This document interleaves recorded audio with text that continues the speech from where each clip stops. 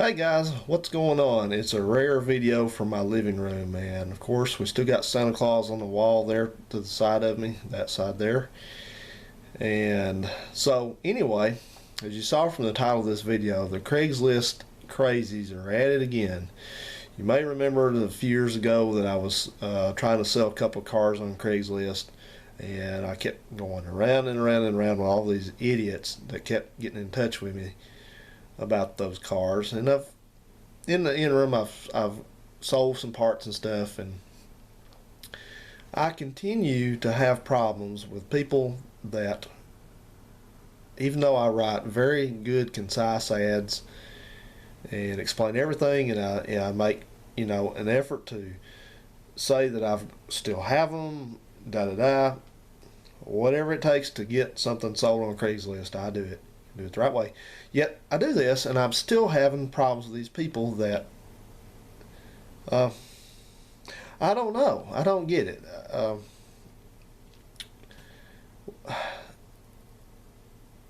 I'm speechless. It's left me speechless. I thought these folks went away years ago, but they're back. They found me. I don't know how they found me, but they found me. But anyway, let's real quick. I'll show you what I'm selling. Never mind that intake on top of it, but those are a pair of 3-chamber Flowmaster mufflers. They're just standard 3 chambers. They're 3-inch inlet and outlet, and I'm asking like $75 for the pair. Now, I think that's a pretty good price. Every pair that I bought used and every pair that I've sold before this, that's about what I got for them or gave for them. You can go price a new set of Flowmaster mufflers, and they're going to be probably close to twice that. So this is a good deal. There's no argument that, $65, $75, that's a smashing deal on Flowmasters. And by the way, yes, I do have a tripod. There it is laying on the floor right there. But anyway, I got those mufflers for sale, and I've had them for sale on and off for a while, about 2 months. And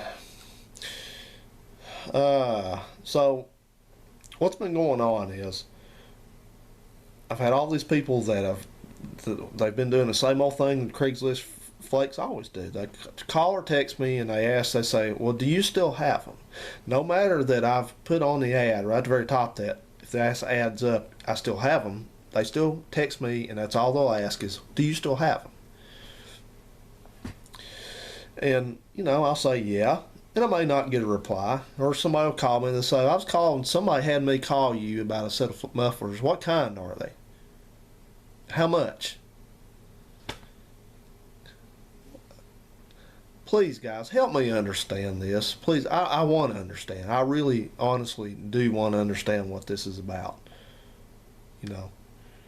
I mean, is it an intelligence level, or is it lack of attention, or is it mental illness, or is it social anxiety?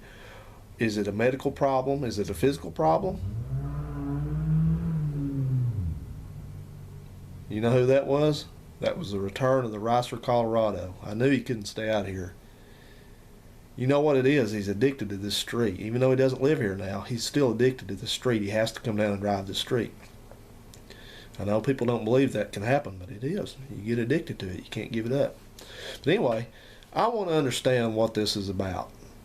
I wish someone that was on the other side, someone that has spent their lifetime calling about things but never buying them on Craigslist, I wish they could help me understand better, because I want to help you. I really do. Because I think if I could help you, if I could understand, it'd take the stress off me and the stress off you, and I could maybe start advertising stuff that I really don't want to sell. Maybe I should do that. Maybe I should put in my ads that I don't really want to sell these. It's an ad just for fun. So feel free to call me and feel free to ask questions, but I don't expect to sell them to you, and you don't expect to buy them from me, and we're all happy. They'll go to every length to do stuff except actually bring me money and buy something. And it's not just me that goes through this. I'm sure there's many people that have to deal with this all the time. I don't know. I think that people seem to feel like that Craigslist is an entertainment venue. It's not for selling things. It's not for buying things. It's for entertainment. It's for, you know, it's for helping you feel like you can buy something even if you can't.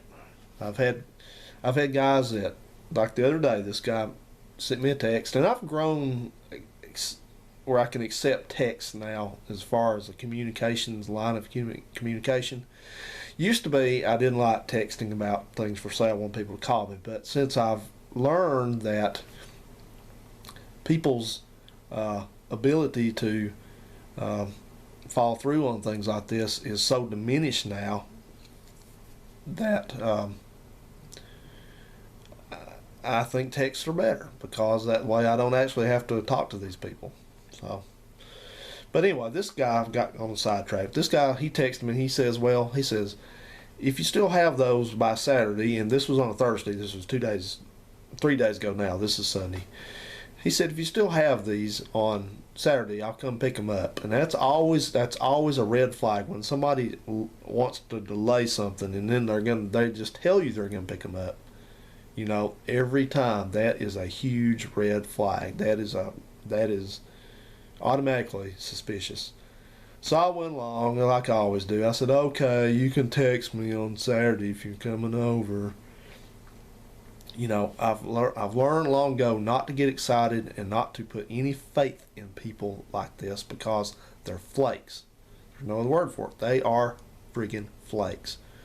So, anyway, Saturday came yesterday, and I'm working around the house and went out to eat and stuff and had a good old time. And so about 4 o'clock, I hadn't heard anything, and I didn't expect to, but I had the guy, he texted me back that same day. He said, well, yeah, I'll be there. My name is blah, blah.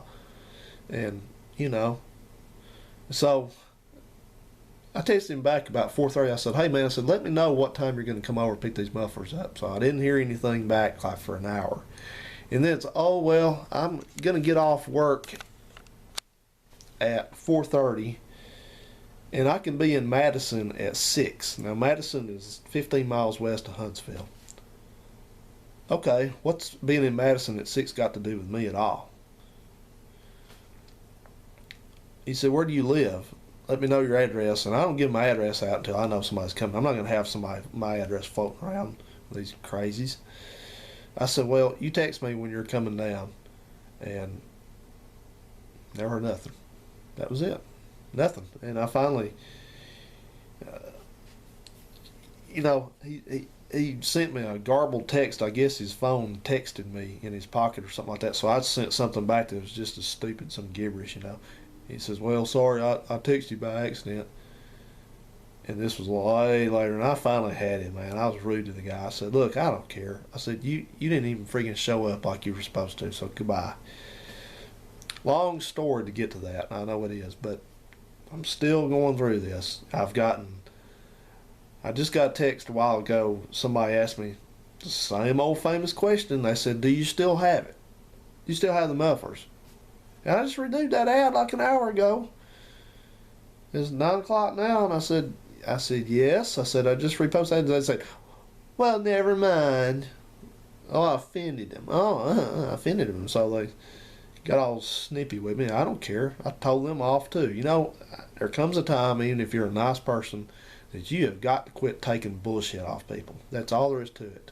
I don't want to hear it. I don't have time for it. So, anyway, I have to just keep on putting it up for sale and see if somebody gets money. And here's the thing about those mufflers. They're 3-inch mufflers, and nobody around here has anything large enough for those to work on. You can reduce them down. They'll be fine. You can buy reducers, but everybody around here drives these stock-ass Mustangs, stock-ass Chevy trucks, stock-ass Ford trucks, just stock crap. Basically all it is, and they're wise enough to know that you can't put 3-inch mufflers on something like that, or you shouldn't. So, I don't know. You got some 2-inch Flowmasters? And they have their wife call, and their girlfriend call, their secretary call, I guess it is. And it's amazing. And that Volvo out there, I've had casually for sale, which means I would sell it, but not trying too hard. I've had that listed for sale, and You know, I've got every daggum story on that thing too. As people call me from Wisconsin, people call me from Atlanta. You know, and the guy from Atlanta bragged when he couldn't make it out here to my house. He said, "Well, I just bought a 740 sedan instead that was here close. I just brought it home." I'm thinking, "Wow, woohoo for you, buddy." I've got one of only four 760 turbo wagons for sale in the whole entire U.S. at this point, and you're bragging to me about a 740 sedan? Whatever. And a guy from come over here to look at it one day, and he's what I call the excited guy. He's the one that always that they're all excited. Oh man, I'm in love with your car, and I want to come look at it, and I'll probably buy it from you. And heard all that many times. It's fake, fake, fake crap. And so he comes and looks at it, drives it, and his tone just starts going down. The more he looks at it, the more he drives it, you know. Oh, well, I didn't expect it to be 30 something, nearly 30 years old. Oh, I didn't expect it to need a headliner. Oh, he didn't say that, but I could just say his, then it's like, well, my wife, I don't know what my wife would say. I'm thinking, is she your wife or is she mommy? You get permission from mommy? Did she let you come out by yourself? Does she know where you are? And, you know, the same old stupid stories that I don't want to hear from anybody. Oh, well, this thing's running forever. This thing's getting a million miles out of it. These are so indestructible. And he starts telling me about this 240 he currently has, and he says it's broken. And then he corrects himself a while later. He says, "Oh, it's not broken. It's just dirty and it's messed, you know." He says, "Is this a V6?" He couldn't even tell. He couldn't even tell what kind of engine that car had. And get this, guys, nobody that has looked at that car and has test drove it has bothered to check any of the fluids. Not one. They've looked at the taillights. They've looked at the radio. They've looked at the headliner. They've looked at all this incremental crud. They've not looked under it. They've not checked the fluids. They've not looked for leaks. They didn't look to see if it smoked. I said this before in one of Robert's videos. People that buy Volvos, they must be some of the most unmechanical inclined people that walk the face of this earth. You know. And I always want to laugh about your creative eye. Oh, I love your ad. And I'm not trying to be out to make fun of people, but I'm telling you the truth. This is the type of people that you get on Craigslist. Craigslist to me is a love-hate relationship. When I want to buy something, I love to look for stuff if I'm in need of something to buy something or whatever.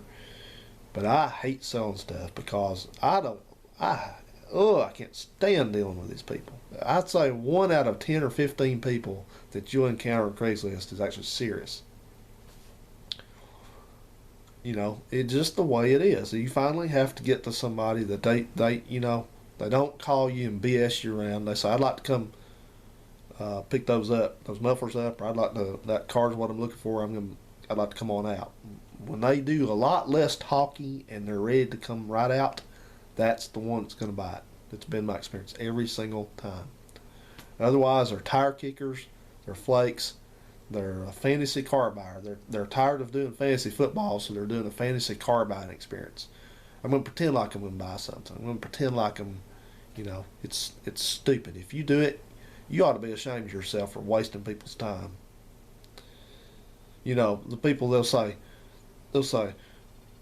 "Well, can you hold it for me?" I was like, "No, I'm not going to hold it for you." "Can you deliver it? Can you meet me somewhere?" I've had people want me to deliver parts or to meet them, and I do not meet people to show them a car or parts or anything of the sort, because I got burned one time when I was selling that Focus I had. I got burned one time about that guy. He made me so mad. I'm not a violent person, but I was ready to just punch him completely out right there. I would have done it. Just if I got any more mad, I would have punched the guy. Because his wife, I'm going to repeat this story. His wife calls me and she says, "Oh, we're looking for a car. We really need one, and that's just what we've been looking for. And my husband's going to work over here at such and such, over here on the other side, on the east side of Huntsville. And can you meet him over there at 5 o'clock or 4:30, whatever time it was? And I texted her back and said, ma'am, I said, I don't normally ever meet people. I prefer not to. You can come to the house. And she's coming back. She says, well, he got, we're just renting a car. He's going to be right there. He's ready to buy one. We've got the money, you know. And so I drove. I said, all right, okay, whatever. All right, I'll go over and meet you. It's not that far away, 10 miles. So I drove over there, and the guy's there, and he test drives it, and he just starts standing around with his hands in his pocket. You know, looking at it, look at me, look at it, and I said, well, what do you think? And he says, well, I like it. I'll buy it, but, then he's like, he's like, I don't know how I'm going to get it home. I've got to go to work here in about 20 minutes. But I want to buy it, but I don't know how to get it home. I said, well, you know, maybe when, you know, I said, look, dude, if you can call into work, get a little bit late start, you know, if you can run me home, here it is. You know, we'll do that. I don't live that far away. He's like, well, I just can't call in work. I can't go into work late. I want to buy it I wanted to buy it from you, and boy, I was ready to sock the guy, and nobody, I'm telling you, nobody is going to do that to me again, ever. They will come right out the fucking front of this house and look at it. No way. And you know, I think that's why I have to do a lot of stuff on my own in this life, is because I'm not an ass kisser, I'm not a suck up, and I don't take shit off people. I know people for being a flake when I see them, when I meet them, and I don't have time for it. You know, life is not forever, and I want to get on with it, and I don't have time for the nonsense. You know, I love being around people and hanging out with people, but don't waste my time. My time is not like it's more valuable than anyone else's, but, you know, I don't have the patience for it. I don't want to deal with it. I don't want to deal with you. So, but you guys, I like you guys. Y'all are pretty cool. Y'all have been with me from the start. A lot of you have. So, anyway. Okay, well, I'll be enough of, it's enough for you to have to look at my ugly mug here. So, I'm going to sign this off. I'm going to go ahead and put this up tonight. So, so we'll see you in another video, and hang loose, guys. See ya.